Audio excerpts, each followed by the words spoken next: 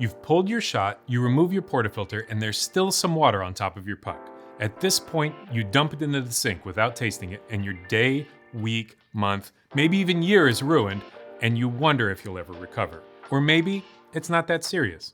Hi there, Bryan here with Whole Latte Love. Wet, soggy pucks are certainly something most of us have seen more than a couple times in our lives, but just how big of a deal are they really? And how much water is too much water? Coming up, I'll answer those questions and cover the most common reasons you might be seeing a soggy puck and how to remedy those situations. But first, if you haven't already, go ahead and subscribe and turn on notifications for our channel. That way you can always stay on top of all of our new release videos, shorts, live streams, and community posts. Now, for the purposes of this video, I'm going to focus on machines equipped with three-way valves that discharge excess brew water after an extraction. The ones that should give you a dry, knockable puck. Not all machines have this feature though. Some use a two-way valve that doesn't vent excess water at all. The valve is either open, so water can flow through, or closed. On these machines, water that makes it through the valve before it shuts has nowhere else to go but into your basket, leaving you with a soupy puck. But just because you have a three-way valve doesn't mean you're immune. And that's what I'm going to be focusing on in this video. How to minimize your exposure to the dreaded soggy puck. Let's start with how much water is too much. Now, pretty much all water will eventually soak into your puck if you leave your portafilter on the machine without knocking it out. But if you remove it immediately after brewing, you will more than likely see at least a little bit of water on top. That's completely normal and nothing to lose sleep over. However, if you see a standing puddle of water on top that doesn't immediately soak in, if you can pour the leftover water out of your portafilter, there's too much there, which is an indication that something needs to be adjusted.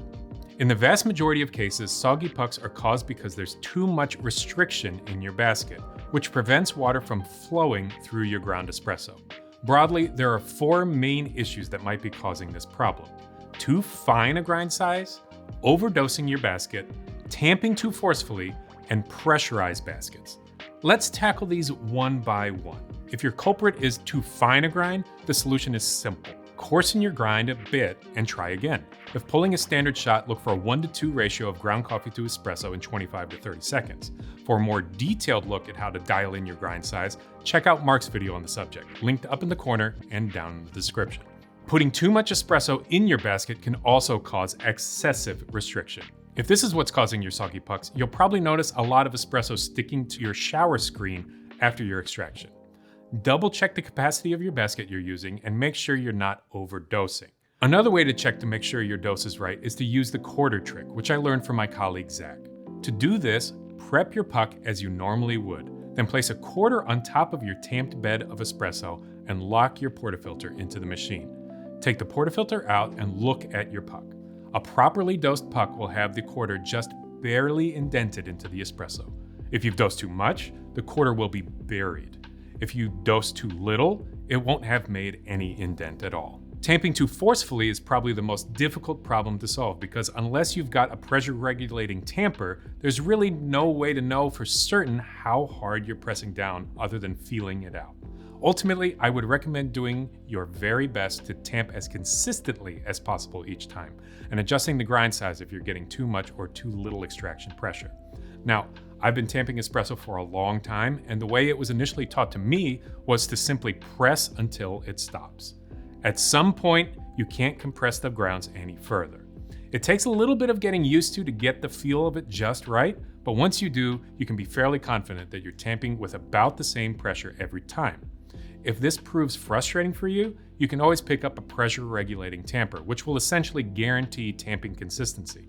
Now, if you've seen my espresso prep flowchart video, you know I prefer a manual tamp, but even I've got to give it to the Bravo Mini Tamp. This is really a nice option for someone looking for a pressure regulating tamper.